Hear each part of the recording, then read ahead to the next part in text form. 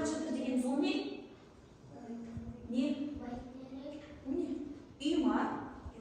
Емес. Енді не ол? Ғимараттарымен.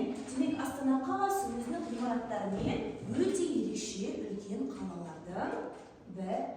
Түсінікті ме? Түсінікті болса беріп қараңыз. Енді қазір біз сіздермен біздің арамыздағы бір оқушының бізге дайындаған бір ерекше ақпары бар екен. Қазір дауысынан қай оқушы екен талып көреміз. Танып қоясыңдар. Сол бетте жарай ма?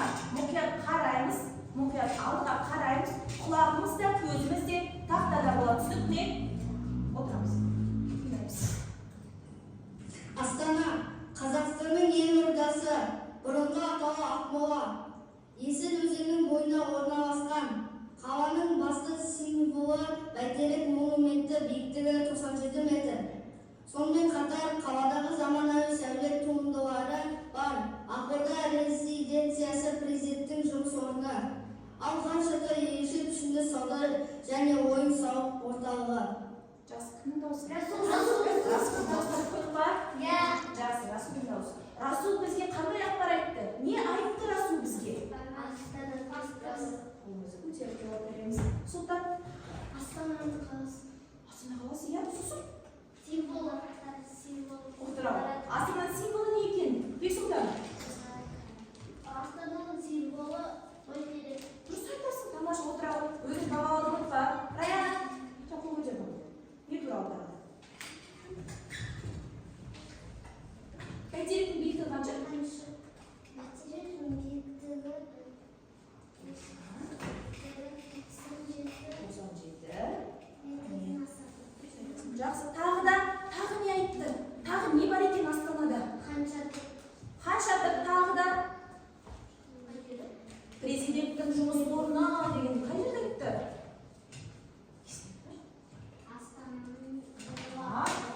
Бұрынғы атауы, иә? Ақмола. Жақсы. Сосын Ақор. Ақорда туралы айтпаймыз ба? Есіне қалып па? Тағы да бір сұрақ. Астана қаласы қай өзен жағасында орналасқан деп айтты? Есіл өзенінің жағасында. Бұл нақты керек бізге ақпарат есімізге шығармай жүрме ма? Жақсы. Енді келесі сіздерге осы қазіргі уақытқа дейінгі ақпараттар бойынша Астана қаласына байланысты тапсырма. Біз ол үшін топқа бөлінеміз. Біз азбыз, сондықтан да екі оқушы әр жақ топқа барасыздар, екеуіңіз мына жаққа барасыздар. Түсінікті ме? Қазір мына тапсырмаларды берем. Бірінші топ. Мынау бізге арналған қағазға өздеріңіз мынау өлең жолдарынан, яғни мақтаншыл Астана өлең жолдарынан не түсіндіңіздер? Қара сөзбен, жай сөзбен жазып бересіздер. Түсінікті ме? Сөздерді сәйкестендіресіздер. Сөздерде кез келген Астананың бір ғимаратын сипаттаған болуы мүмкін, қай суретке, қай сөз жолдар, қай өлең жолдары сәйкестік ойлайсыздар, оны жабыстырасыздар. Түсінікті ме? Кем мына жаққа айым, аяғын мына жаққа жүрді. Бір қаттағы жолдағанда шықпайды.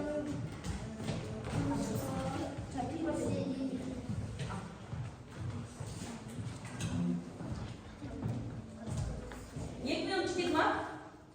3 минут. 3 минут.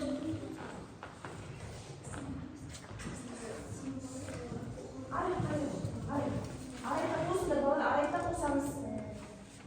Арай не туралы? Қанша туралы? Не туралы?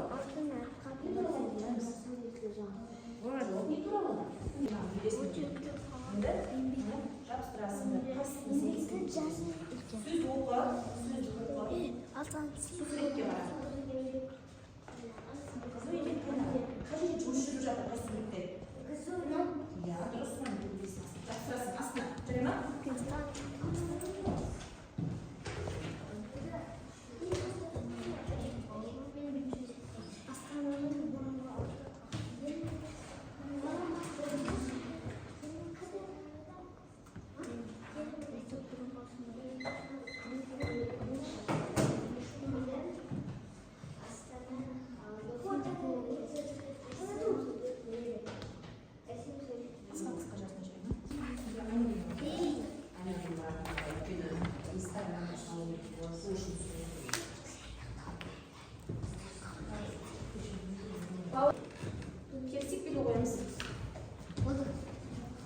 Болды деп айтпаймыз.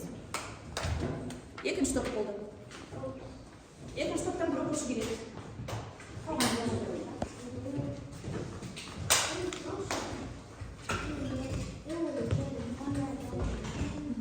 Сіздер біреуін ғана алып шықсаңыздар. Бір қағазға алыңыз.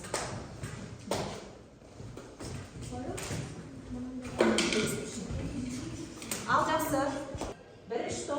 Бірінші топ, екінші топтың тапсырмасын тексерді, иә? Оқып берші. Көзір, не жазған екен? Алтын арқа даласы, жасыл есік даласы. Жақсы, суретте не бейнеленіп тұр? Дала, сосын не бейнеленіп тұр? Қандай өзен? Есік. Дұрыс па келсеңіз ба? Көрсет басқа тұрсын. Дұрыс қой, иә? Дұрыс. Келсеңіз ба? Иә. Келсеңіз, екіншісін оқи қой. Ғимаратта ғажайып, шоқтың önünde байдалам. Жақсы, суретте. Суретте жаңа не деп айттық? Бәйтерек, хан шатыр, ауылда, ол не? Үйме, үйлес, не деп атаймыз едік? ғимаратта Ғимараттар бейнеленгенде көрсетеміз оны. Дұрыс па? Иә. Топтың тапсырмасы дұрыс па? Иә. Бірінші топ келістік пе? Иә. Жақсы, жарайсың. Отыра ғой. Келесі. Әлем бізде бірінші топ, иә? Өлең сөздерін өз сөздерімен қара сөзбен жазамыз. Оқырға не жазды? Астананың құрылысшылары өте биік және үлкен. Астананың бұрынғы атауы Ақмола. Астананың бәйтерек метрі 97 метрден асады. Жақсы, жарайсыңдар. Бірінші топ жазған. Келсеңіз бе екінші топ? Иә. Дұрыс па? Иә. Барлық ақпарат дұрыс жеткізді ма? Иә. Жақсы, жарайсыздар.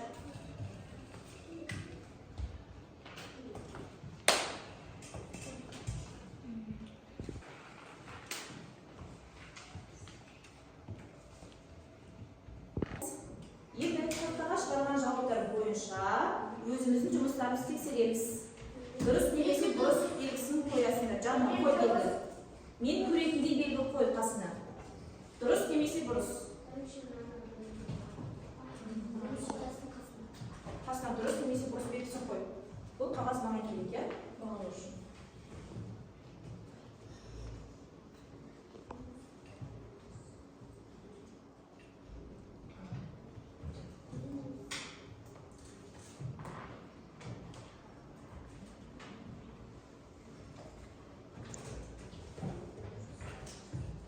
Белгілетпе. Иә. Кімде қате бар? Үйде Кімде қате бар? Екеуіңізде ма? Бір қате ма? Жақсы. Екі қате бар ма? Үш қате? Барлығы дұрыс. Кімде барлығы дұрыс? Жақсы. Ал енді біз қазір сіздермен дәптерге жұмыс жасайтын боламыз. Ол біздің соңғы тапсырмамыз Астанаға хат жазасыздар. Астана қаласында. Ол жерге біріншіден түсіндіріп алайын, иә? Астанаға хат дегеніміз, ол сіздер бүгін сабақта Астана туралы қандай ақпарат алдыңыздар, өлең жолдары жайлы айтуға болады, иә? Авторы қосып беруге болады, немесе Астанаға деген өздеріңіздің ізгі тілектеріңізді жазсаңыздар болады. Астана қаласына. Астанаға бардыңыздар ма, оны да жазуға болады, иә? Жалпы Астана туралы ақпарды, өз ойларыңызды, әсерлеріңізге бөлісесіздер. Түсіп ме? Иә. Дәптерімізге орындаймыз. Азат жолдан бас әріптерін ұмытпаймыз. Әдемі жазамыз, қатаға жатпаймыз.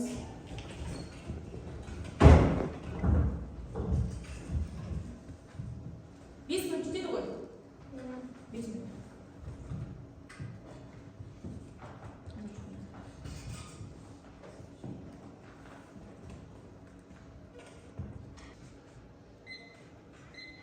Уақыт қойып жылдаған кезде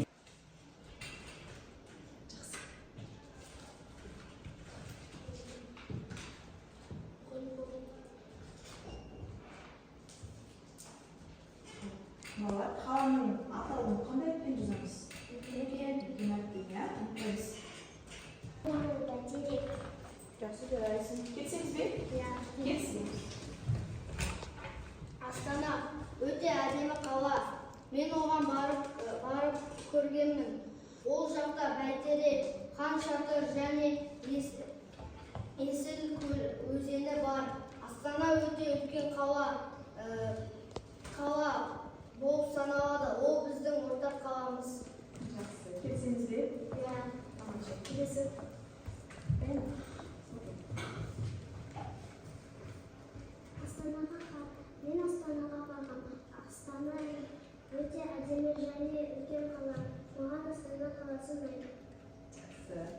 кішкене толық бөлуге. Мақтанышын астананы шығарманың жанры қандай болды?